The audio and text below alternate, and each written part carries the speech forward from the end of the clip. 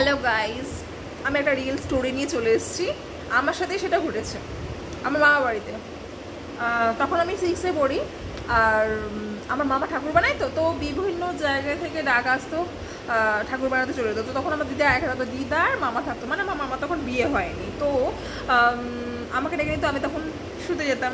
তো ওই একদিন শুতে গেছি, তো দিদা টিভি দেখছে আর আমাকে বলছে দরজাটা ভেজিয়ে। তো আমি খিল দিইনি, ভেজিয়ে এসেছি, তো টিভি দেখছি এই পাশ দিয়ে।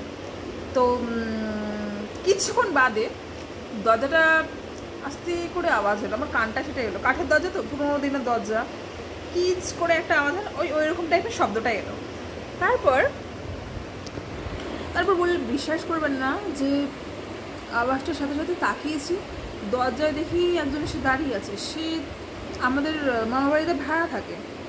তার চোখ দুটো না পুরো, বললে বিশ্বাস করবেন না, অবশ হয়ে যাওয়ার মতন, মানে শরীর গা হাত পা পুরো অবশ হয়ে যাওয়ার মতন কথাবার্তা, মানে পুরো মানে সাদা লাইট জ্বলছে একদম।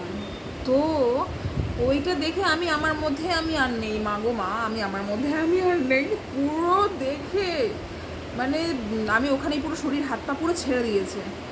তারপর দিদাকে যে আমি হাতটা উঠিয়ে দেখবো, ঠিক ঠিক এই এরকম শুয়ে আছে, মানে এইভাবে যে হাতটা উঠিয়ে এরকম জাস্ট ডাকবো, ওই ক্ষমতা আমার মধ্যে, পুরো ভারসাম্য আমি হারিয়ে ফেলেছি।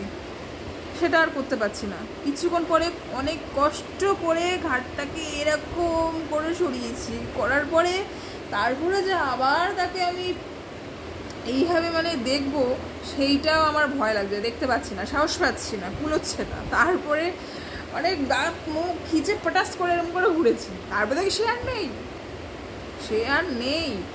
তো মানে তাড়াতাড়ি করে দিদাকে ডেকেছি, দিদা বলছে কি হয়েছে, যেমন বলে আগেকার দিনের ভাষা, খাস বাঙাল।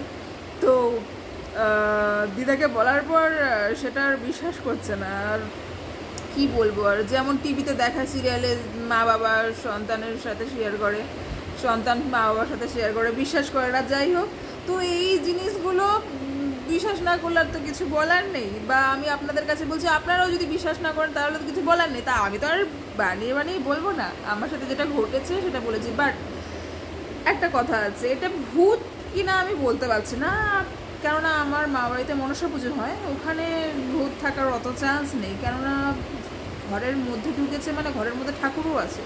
তো আমার মনে হয় ওটা ঠাকুরই হবে হয়তো। চোখ দুটো পুরো মানে মনসাটা করে চোখগুলো কীরকম, মুখে বলবো না। ওই বেহুলা লক্ষিন্দরের ঘটনাটা তো নিশ্চয়ই শুনেছেন। তো ওই রকমই পুরো।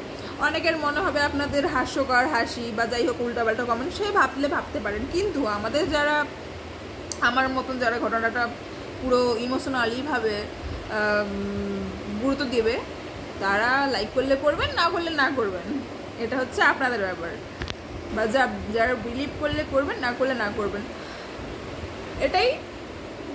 বাট আমি আরও ঘটনা জানি, এটা আমার সাথে ঘটেছে, আর আমি অনেক রিয়েল স্টোরি জানি, আপনাদের সাথে শেয়ারও করবো। ভালো লাগলে একটা প্লিজ লাইক করে দেবেন। টাটা।